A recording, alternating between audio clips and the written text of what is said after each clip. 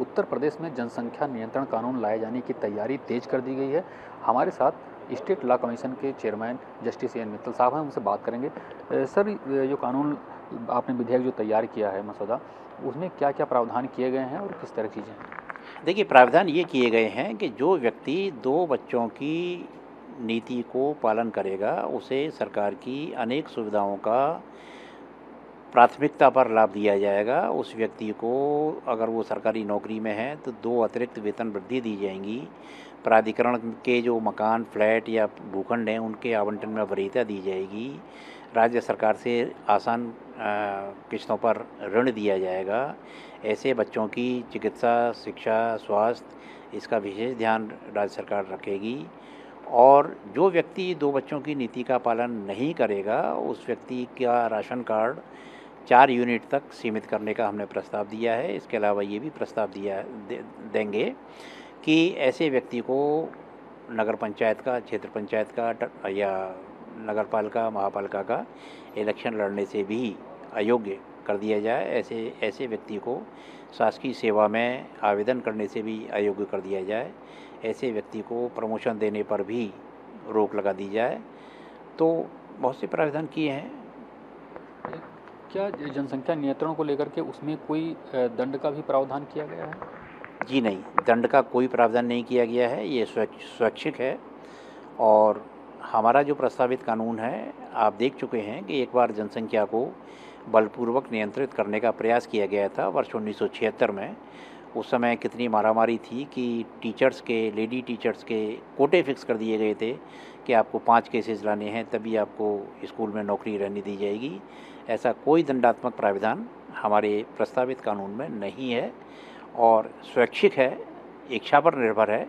अगर आप सरकार के साथ कंधे से कंधा मिलाकर के चलना चाहते हैं, अगर आप टैक्स पेयर के पैसे का लाभ उठाना चाहते हैं, तो आपको राज्य सरकार की नीति का पालन करना पड़ेगा। अगर आप टैक्स पेयर के पैसे का लाभ नहीं उठाना चाहते, सरकारी योजनाओं का लाभ नहीं उठाना चाहते, आप अपना परिवार बढ़ाना चाहते हैं, तो आप अपना परिवार बढ़ाइए।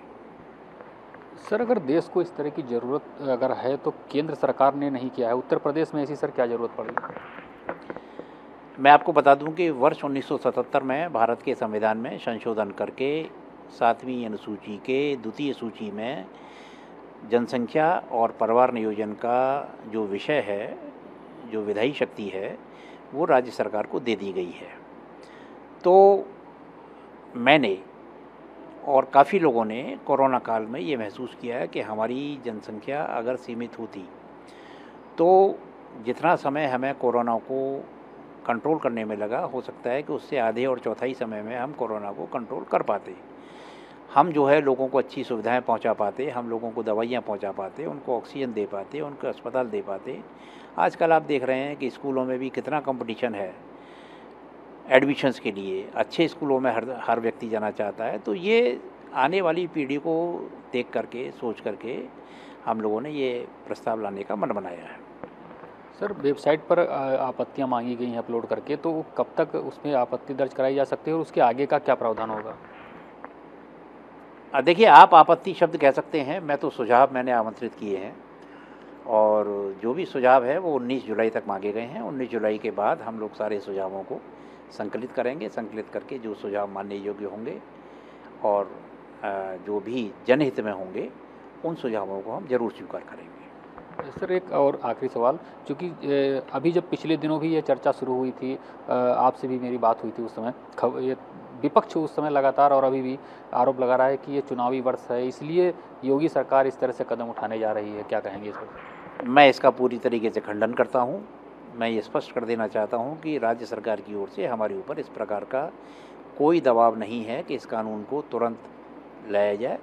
ये राज्य सरकार का विवेक है कि वो इसको कब लागू करते हैं और मैं इस आरोप का पूरी तरीके से खंडन करता हूँ। उत्तर प्रदेश में अगर यह कानून लागू होता है तो फिर 2 बच्चों से अधिक वाले व्यक्ति न तो चुनाव लड़ सकेंगे, न सरकारी योजनाओं का लाभ ले सकेंगे।